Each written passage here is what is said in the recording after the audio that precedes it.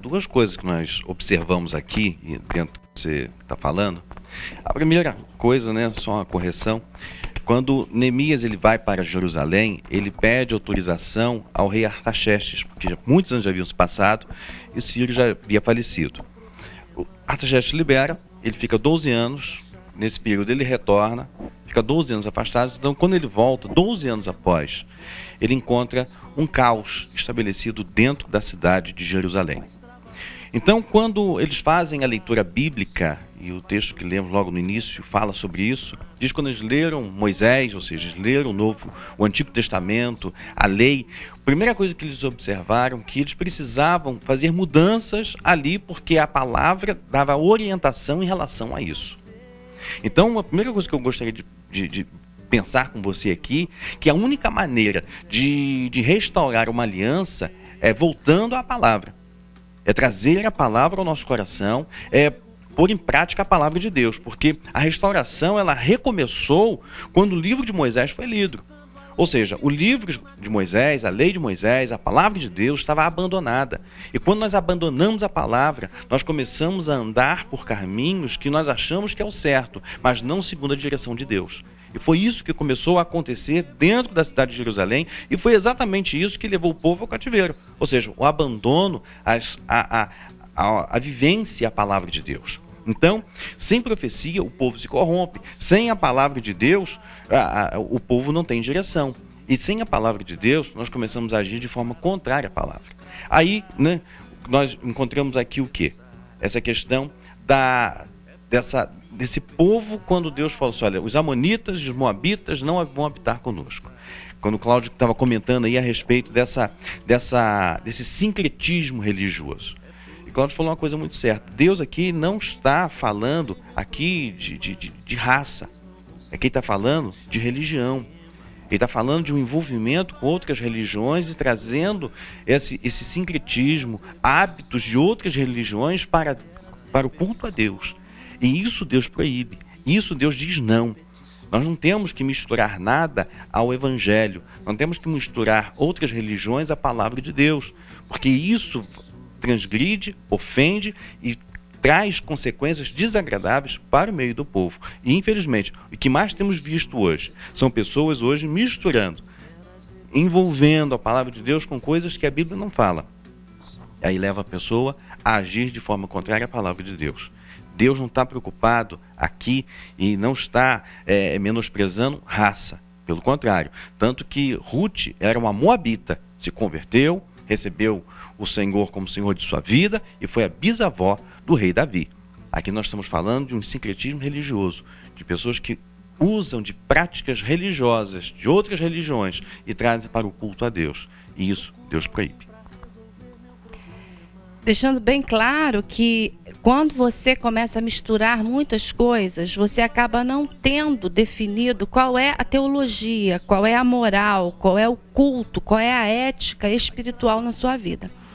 E a tolerância e a omissão, elas são um tipo de pecado contra a Deus. Se eu sei que Deus me ordenou para fazer de determinada forma e eu não faço, essa omissão, essa tolerância do outro fazendo dentro da casa de Deus, aquilo que Deus não ordenou, se você optou por um tipo de culto diferente do meu, amém. Só que você não pode dizer que crê na Bíblia e optar por adorar a Deus de forma diferente. A Bíblia tem a forma como Deus quer ser adorado. E Deus não abre mão dessa forma. E exatamente por Deus não abrir mão dessa forma, muitas das vezes, as pessoas que são, como nós falamos aqui, reformadas, que são presas à palavra de Deus, que são pessoas que não abrem mão da palavra de Deus, são taxadas de muito radicais. Nós somos radicais porque nós temos raízes. E essas raízes são a palavra de Deus. E é comum nós encontrarmos pessoas que falam assim, você é diferente, você não se mistura. A gente sai todo mundo, você não sai. É uma questão, você não pode nada. É exatamente o contrário. Eu posso tudo. A liberdade consiste em dizer não, eu não quero esse caminho para a minha vida. Eu quero outro, eu tenho a liberdade de dizer não. E as pessoas não entendem isso. Elas acham que o fato de você fazer uma escolha diferente delas te aprisiona. Quando é exatamente o contrário. Quando eu digo não, conscientemente, sabendo o que eu quero para minha vida, eu estou me libertando de determinadas coisas que o grupo me conduz. E só ter consciência não adianta, tem que ter uma atitude. E essa atitude passa por um afastamento muitas vezes necessário. Às vezes esse radicalismo, né, que as pessoas falam e que Cláudio está comentando aqui, às vezes Deus, ele nos leva a nos afastar de determinadas situações, de determinados grupos. Aliás, é necessário fazermos isso. Porque aqui a ordem do Senhor, e sempre foi a ordem do Senhor, principalmente, por exemplo, em 2 Coríntios 6,17, Deus ordena, através da sua palavra, nós temos vários, Apocalipse mesmo, aqui nós encontramos o Senhor dizendo, retirai-vos, sai dela, povo meu, está falando da Babilônia, falando daquela situação que era esse espírito que age no meio do mundo. A Bíblia fala que nós não devemos sentar na roda dos escarnecedores, não nos deter no caminho dos pecadores. Então, quando a Bíblia fala isso, mas aí então tem que sair do mundo? Não. Eu vou deixar de ter amigos ou conhecidos, pessoas de outras religiões? Não, em hipótese alguma. Mas uma coisa nós temos que aprender, temos que saber. Nós não podemos nos envolver, nos sentar à roda e achar que através disso nós vamos ganhá-los para Cristo. A Bíblia diz que nós temos que nos afastar desse tipo de coisa.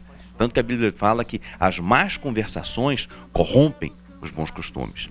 Não é a finalidade de Deus, não foi nunca nos enviar ao mundo para sermos igual ao mundo, mas sermos ovelhas no meio de lobos, e para que as pessoas sejam ganhas através do nosso testemunho. E não é fazendo igual aos outros que eu vou ganhá-los para Cristo, mas através da diferença, através da vivência da palavra, através do afastamento do pecado, através de uma vida santa. E isso é o que o Senhor nos ensina, e é isso que o texto está nos ensinando nesse dia. Eu queria lhe fazer uma pergunta. Que gosto Cristo e a sua palavra têm tido em sua vida?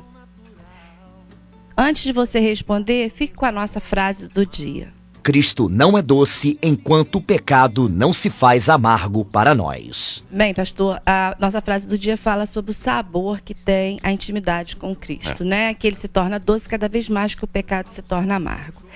E eu queria entrar aqui, quando Neemias encontra, então, a primeira coisa que ele se depara é a profanação da casa de Deus. E isso nós temos visto muito hoje em dia. E quando eu falo casa de Deus, templo de Deus, nós temos que lembrar que nós somos uma igreja neotestamentária. Nós somos o templo do Espírito Santo. Então, muitos cristãos envolvidos com coisas que não deveriam, profanando o templo do Espírito Santo, que é o seu próprio corpo. Seus valores, sua ética moral, aquilo que ele tem de comunhão com Cristo. Profanando a sua casa. Muitas coisas entram em sua casa e ele nem percebe, porque se eu moro ali, pessoas cristãs moram ali é a extensão da igreja, é a própria igreja reunida ali. E também, para piorar a situação, as próprias igrejas profanando o lugar que o povo construiu, que seria um lugar de adoração seria um lugar de adoração a Deus. Chega-se ao ponto de levar o secularismo, as coisas que são deste século, como nós falamos, até as coisas mais perversas nós temos visto em todas as áreas. Se nós fôssemos enumerar, seria um programa só dando besterol, né? Besterol gospel. Mas eu queria aqui falar o que Neemias ele encontrou. Para você ver que nós brasileiros temos a mania do puxadinho. Casou, vai puxadinho. Outro dia eu estava vendo uma reportagem e disse que o problema de Teresópolis começou mais ou menos na década de 70, que nós éramos aos 45 mil habitantes. Nós pulamos para 160 mil, exatamente porque o povo começou a ter filho, foi puxando os puxadinhos, e nós chegamos até nessa tragédia que houve aí de cair em muitos lugares, porque foi crescendo sem infraestrutura, né? E aqui parece que Neemias, quando volta, ele encontra os puxadinhos e exatamente com aqueles homens que lideraram e foram contra a reconstrução tanto da cidade quanto desses muros, que foi Tobias e Sanbalate.